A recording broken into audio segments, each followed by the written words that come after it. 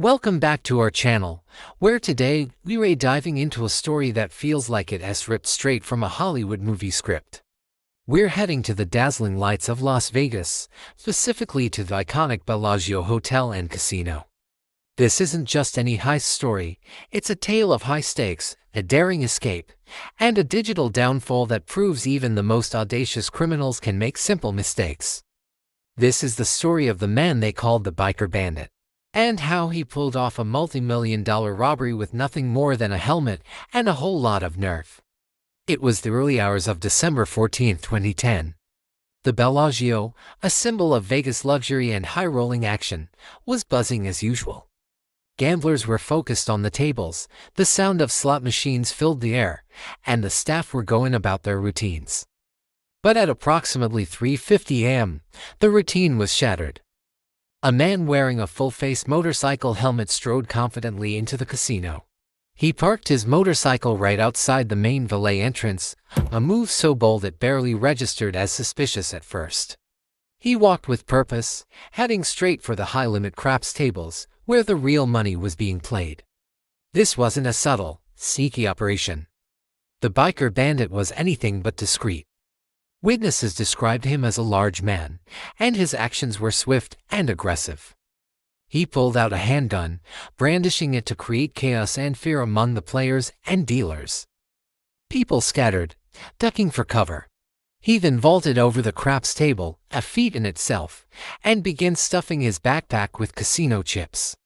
He wasn't grabbing the low-value red or green chips. No, he was targeting the high-denomination chips, the kind worth thousands, even tens of thousands of dollars each. He knew exactly what he was after. In a matter of minutes, he had scooped up an estimated $1.5 million worth of chips, ranging in value from $100 all the way up to the coveted $25,000 cranber. Rye chips.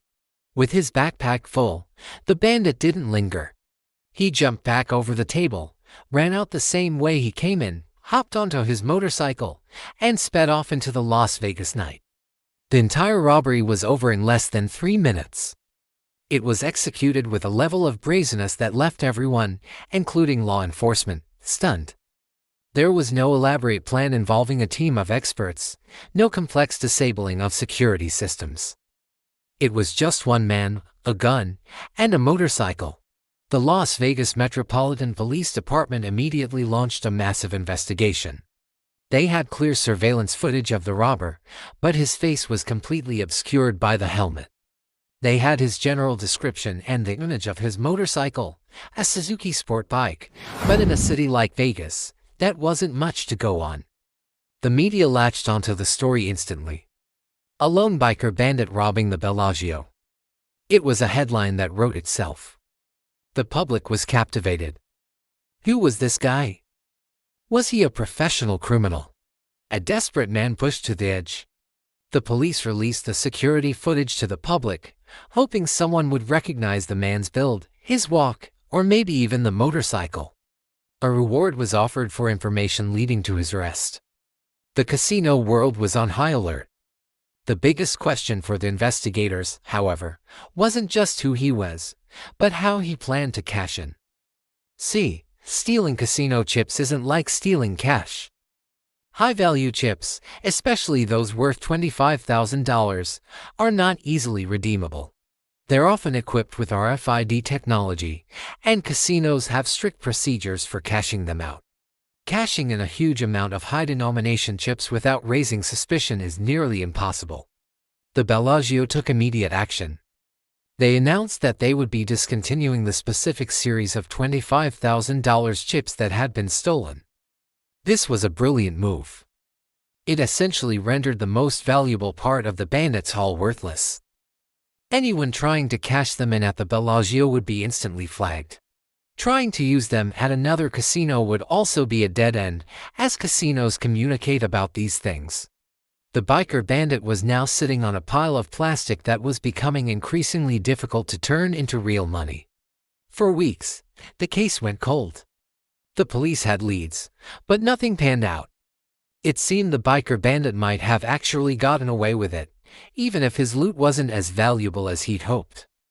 But this is where our modern-day outlaw made his fatal error, and it wasn't a slip-up in the real world, but in the digital one. The man behind the helmet was Anthony Carleo. And Anthony Carleo was not a master criminal. He was the 29-year-old son of a prominent Las Vegas municipal court judge. He had a history of drug problems and a lifestyle that far exceeded his means. After the robbery, Carleo was living large. He was staying in a complimentary suite at the Bellagio itself, the very place he had just robbed. He was gambling heavily, tipping extravagantly, and living the life of a high roller. He was using the smaller, less suspicious chips he'd stolen to fund this lavish lifestyle, cashing them in a few at a time. But the big money chips, the $25,000 ones, were a problem. He knew they were too hot to handle through official channels. So, he turned to the internet. Carleo, using the online handle Ocean Spray 25 and nod to the cranberry-colored chips, logged onto a popular online poker forum. He started trying to find a buyer for his unique merchandise. He posted messages claiming he had Bellagio chips for sale at a discounted price. This was an unbelievably reckless move. He was essentially advertising his crime on a public forum frequented by thousands of poker enthusiasts, many of whom were well aware of the recent Bellagio heist. It didn't take long for someone to connect the dots.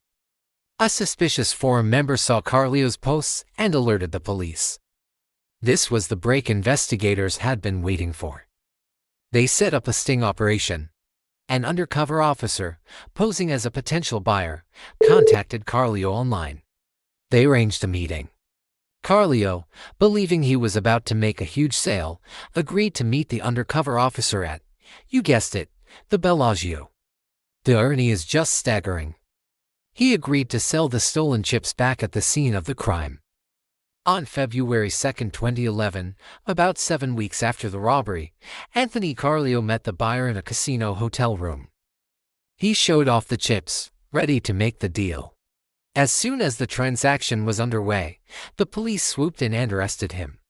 The biker bandit's reign was over. During questioning, Carleo confessed to everything. He even admitted to another, smaller casino robbery at the Suncoast Hotel and Casino that had occurred just a week before the Bellagio job. The investigation revealed the full picture of Carleo's desperation. He had a serious gambling addiction and owed significant debts. The robberies were a Hail Mary attempt to solve his financial problems. He told police that he had been inspired by movies, that he thought he could pull it off just like in Hollywood. His father, the judge, was reportedly devastated by the news. In the end, Anthony Carleo's fantasy came crashing down. He pleaded guilty and was sentenced to a prison term of 9 to 27 years. The story of the biker bandit serves as a perfect cautionary tale for the modern age.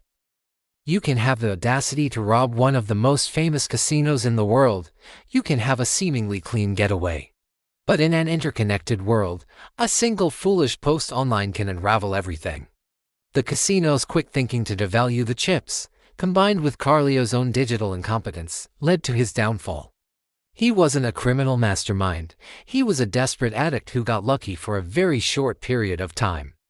He stole $1.5 million in chips but was ultimately caught trying to sell them for a fraction of their face value online. It's a classic story of greed and overconfidence, a reminder that the house and in this case, the internet always wins. What a wild ride from a brazen heist to a digital takedown. Thanks so much for watching. If you found this story as fascinating as I did, make sure to hit that like button and subscribe to the channel for more deep dives into incredible true crime stories. Let us know in the comments what you think about the biker bandit's crucial mistake. We'll see you in the next video.